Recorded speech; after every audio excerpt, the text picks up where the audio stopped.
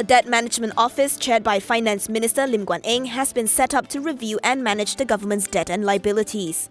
Lim aside, the office also includes 9 other members, including Bank Negara Governor Dato' Nur Syamsiah Muhammad Yunus, Chief Secretary to the Government Dato' Sri Dr. Ismail Bakar. Also on the DMO are PNB Group Chairman Tan Sri Dr. Zeti Akhtar Aziz and Treasury Secretary General Dato' Ahmad Badri Mohamad Zahir. The DMO will come into effect immediately in order to craft the necessary strategies to reduce the country's financial burden and put the plan into action. The formulated strategies and plans will be presented to the Fiscal Policy Committee chaired by the PM.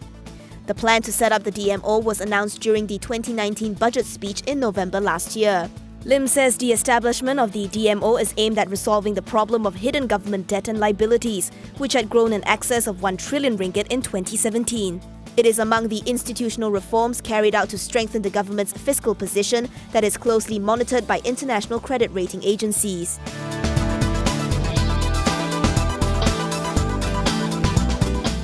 Ihsan Perdana, the arm of SRC International, transferred 42 million ringgit in 3 tranches into 2 bank accounts, without knowing that they belonged to the then PM Dato' Sri Najib Razak. Aisha Ghazali, a former senior account executive with the company, testified today that she was instructed by the MD, Dato' Dr. Shamsul Anwar Sulaiman, to make the transfer for CSR programs. She said that when she inquired as to who owned the accounts, Ihsan Perdana's lender, Affin Bank, said it could not disclose further information to third parties. Based on previous testimonies, Najib owned these accounts. Later, when Shamsul took the stand, he also denied any knowledge that the bank accounts were Najib's. He testified that the instructions for the transfers came from Ong Su Leng, then CEO of 1MDB charity arm Yayasan Rakyat Wan Malaysia, and that if he had known that the monies were going into the then PM's accounts, he would not have authorized the transfers.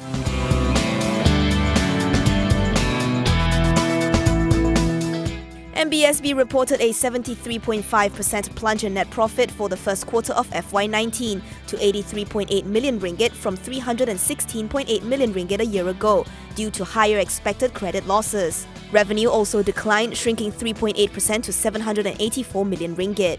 CEO Dato' Sri Ahmad Zaini Othman says, despite the ongoing challenges, including the impact of higher expected credit losses, MBSB is registering stable growth in revenue and net operating income.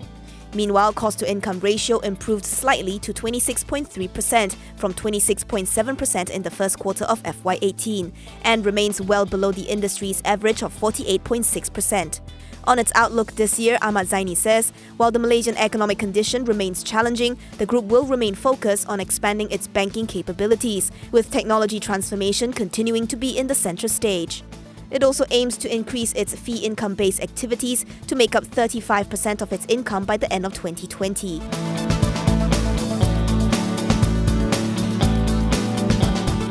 Cahya Mata Sarawak saw its first quarter FY19 net profit grow 5% to 40.8 million ringgit on the back of stronger performance across its core businesses.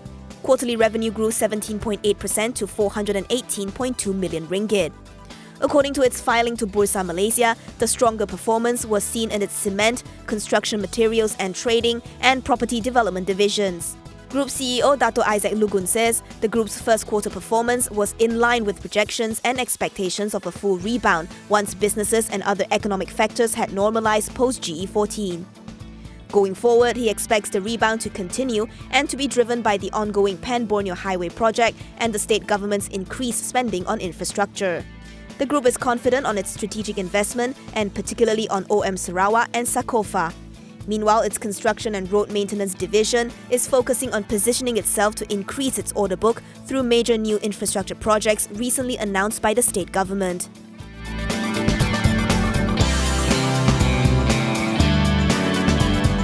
The Melaka Housing Board is collaborating with Sintex Heights to develop a 438.72 million ringgit mixed residential project in Durian Tunggal, Alor Gajah. Melaka Chief Minister Adli Zahari says the project will see the construction of 2,520 units of terrace houses. These will include 915 units of affordable houses as part of efforts to help people in the state-owned homes. The project will be developed on a 78.1 hectare plot of land. The first phase, which has already begun, is scheduled for completion in 2022. Meanwhile, the second phase is expected to be completed in 6 years' time.